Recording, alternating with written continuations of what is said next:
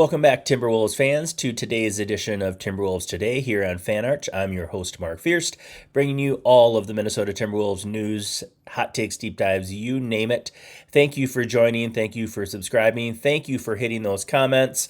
The last two commented on my so I will definitely try and cut that down.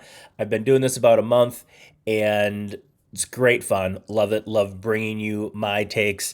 But I am just one Timberwolves fan that is lucky enough to have this platform to share my insight into things. You all have great insight too. So I am getting better at this. I will get better at my delivery. I will get better as I get comments and feedback from you as well. I'd love to hear those comments. But I'm just bringing my perspective and of the Timberwolves fandom. It has been a little bit harder this week to be on that bandwagon for the Minnesota Timberwolves with 3 straight losses here, the last to the Clippers. And really one of the worst defensive games ever by the Minnesota Timberwolves. Actually, statistically, the worst. That's my first point. If you've been listening, you know that I hit 5 points from each game. The first being the Wolves giving up 153 points, which is the most that they have given up in a single game in NBA in their franchise history. The sad thing about defense, people always say it's about effort. It's not always about effort. It's about scheme. It's about having the right players. It's about, maybe it's overall scheme. Maybe it's a scheme versus a certain opponent. In this case, it really was about effort. 100% about effort in this case. There was no cohesion to things. You need 5 players working together. Most of the time, they had 2 or 3. Usually, Julius was checked out. I'll get to that in a little bit. Ant fluctuates high and low. Rudy, as well, sometimes as much of a presence as he is in the paint, sometimes he mentally checks out as well. And whether that's that deep drop, just giving up wide open shots, it's just an effort thing. We saw a stretch there when they had won 5 in a row where Rudy was challenging a little bit more. Defensively, though, effort not there. It is definitely tough when you are playing against Kawhi. That is my second point.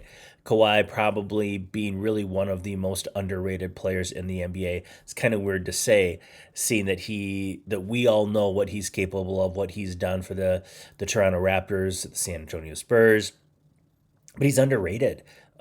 When he is on, as Ant said in the post-game press conference, when Kawhi Leonard is healthy, he might be the best player in the NBA.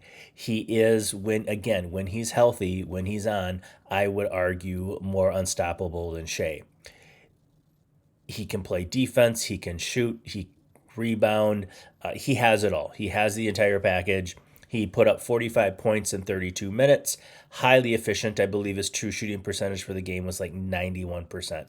It was crazy. His statistics, 15 of 20 from field goal, a little bit more efficient than Bam Adebayo, 6 of 9 from 3, 9 of 10 from the free throw line.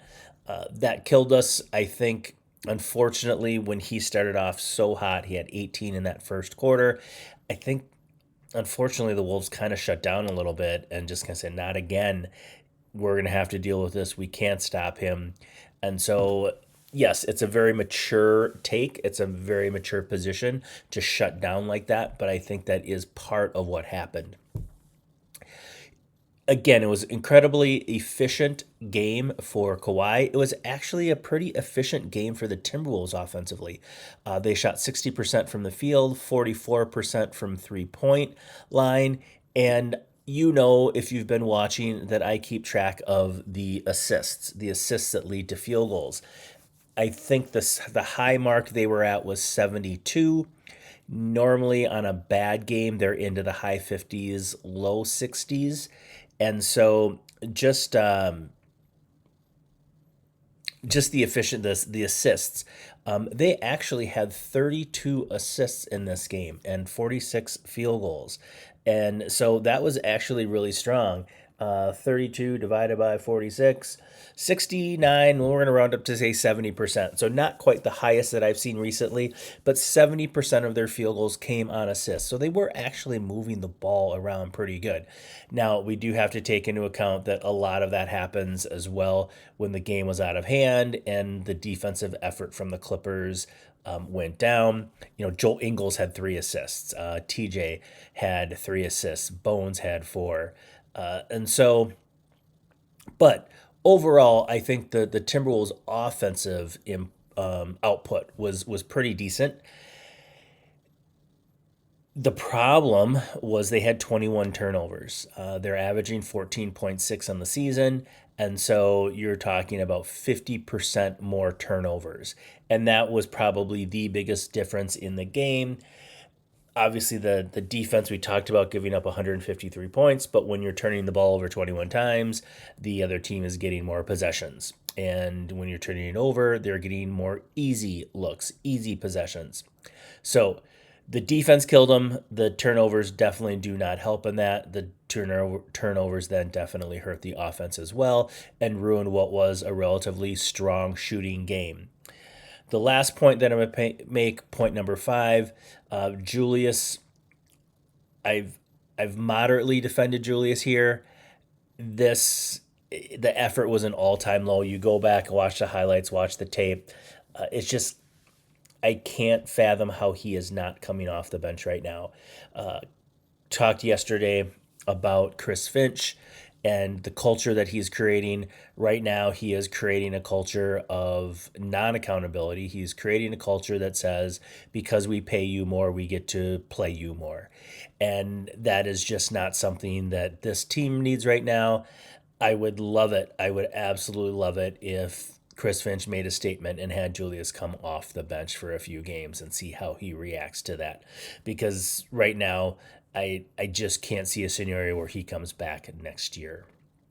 Going back now to my second topic is Anthony Edwards and his scoring.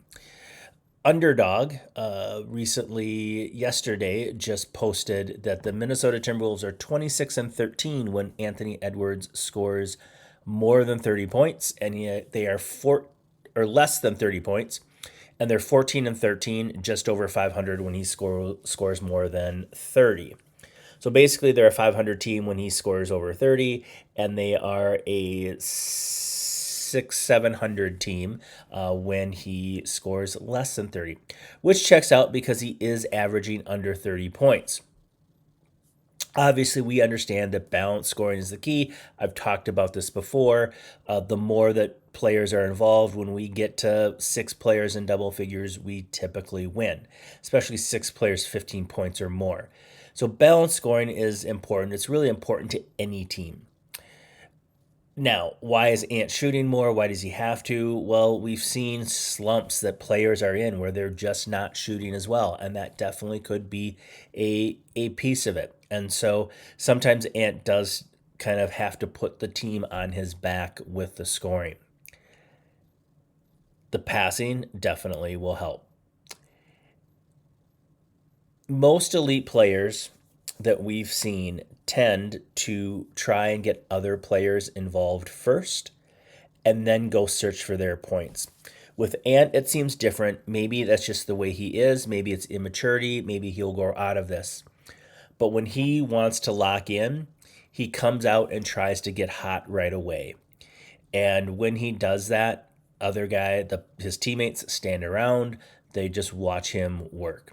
Now, when he comes out strong, it can have a very good impact because he's very efficient when this happens. But again, other players get disinterested. Ant's best games really are when he scores 15 plus points in the fourth quarter or late in the third. We've seen those great comeback wins where he puts the team on his back late, not early. And so I think that is the game plan that you want to go with if you're the Timberwolves, if you're Chris Finch, if you're Anthony Edwards, to say, I want to get other people involved early. And if they are not hitting. If they are not hot, then I need to take that over late in the third, into the fourth quarter, and get those patented 40-point games. Speaking of 40-point games, talk about 30 as kind of a benchmark. I mean, that's where all of the leaders, scoring leaders, are at. So to say that the Wolves are better when Ant scores less isn't necessarily true, because if we change that number from 30 points to 40 points, things change. Over his career, the Timberwolves are 19-9 when Anthony Edwards scores over 40 points. They're 4-5 this season, which is not obviously not great. Those four of those games were against teams with winning records, meaning of the losses, meaning against the bad teams, when he scores 40, it generally leads to a win. So 4-5 this season, 19-9 overall. So before the season, the Wolves were 15-4 when he scores over 40 points. So if you only went on his previous first 5 seasons in the NBA, you would say, we want Ant to score high volume. We want Ant to score 40 or more, because that means we're 15-4, which is a great winning percentage. It's almost a 750 winning percentage. So you may have, if you're on social, you may have seen this tweet from Underdog saying, talking about the Wolves record, implying essentially that the Wolves are better when he does not score as much. I think that's generally true for any NBA team and for any team in general, that when there's balanced scoring, you're better off. However, if we change that metric from 30 points to 40 points, in which we'd say high volume scoring, 30 is kind of that middle of the road for leading scorers that have hot games. But when he gets to 40 points or more, the Wolves are actually really good. Taking a step back here, looking at these last 3 losses, and especially the loss against the Clippers, frustrations are boiling over big time. We saw this in the fight, the skirmish. It really wasn't a fight. The skirmish at the end of the game. Apparently, Benedict Mathurian was trying to get the game ball. I think from Nas. Nas got all upset. They kind of we didn't see the video of it. We only saw Kawhi saying, "Oh, look, there's a fight," to Joe Ingles. But either way, this frustration is boiling over at the end of the game. Nas got a tech in the game at the free throw line, calling the ref's call or whatever bullshit. Ant shot that high arcing free throw. He had checked out. Clearly a sign of frustration. Clearly an immature sign of frustration. They're losing the chemistry. People are visibly frustrated when Ant takes it on his own. When there's open guys, you can see just their shoulders drop. Julius does it more than Ant does. People are getting sick of it. You can tell after Rudy's comment about Kyle Anderson passing him the ball, the Wolves players have tried more to get Rudy the ball because he was a whiny little bitch. And so now they're trying to force feed him the ball when they shouldn't be, and it's leading to turnovers. It's going off Rudy's hands. He's not converting. And then it sends that message to the player trying to assist. Well, why in the hell did I pass you the ball if you can't put it in the bucket? And then they get frustrated because Rudy can't handle that pass, or it gets tipped, or whatever the case may be. Either way, the frustration is boiling over. We always hear about the team meeting. I haven't heard about any of those yet. One probably needs to happen. Again, I said this after the Lakers game. I think something drastic needs to happen. I don't think that Finch is going to get fired. I don't think they're going to pull the Malone and fire. They fired him like in April, 10 games before the playoffs. I don't see that. I don't see that reactionary move. And so what does that mean? Is it a benching of Julius? Is it a player meeting? Is it Finch, calling out players? I don't know what it is. What needs to happen? That's why I'm not the head coach of the Minnesota Timberwolves. That's why I'm not getting paid that money. I would love to, because if I did, I would come up with a solution and you would all love it, guaranteed. Frustration. Wolves fans have always been frustrated. Timberwolves players have always been frustrated. Timberwolves coaches have been frustrated with bad officiating. So, really, what needs to happen with this poor officiating? Because it seems like it is, I don't want to say an epidemic, but with the Timberwolves, it just seems it's worse than any other team. And I have a solution to how you deal, if you're the Minnesota Timberwolves, how you deal with the poor officiating. Get the fuck over it. It's simple. Stop your whining. Because the incessant whining, the gamesmanship things that they do, it it would piss off anyone. And refs are human. And players have reputation. Draymond has a reputation. Isaiah Stewart has a reputation. Dylan Brooks has a reputation. Okay, we know these players that have had bad reputations with the refs. The entire Minnesota Timberwolves organization has a bad reputation. And so they are under a microscope with the officials. I would just love to see a stretch, maybe even it's 2 quarters, 2 games, 2 weeks, where they just swallow it. Okay? They don't say a goddamn thing to the officials and see what happens. Play through the whistle, play through the contact. Don't drive into a double team, a triple team.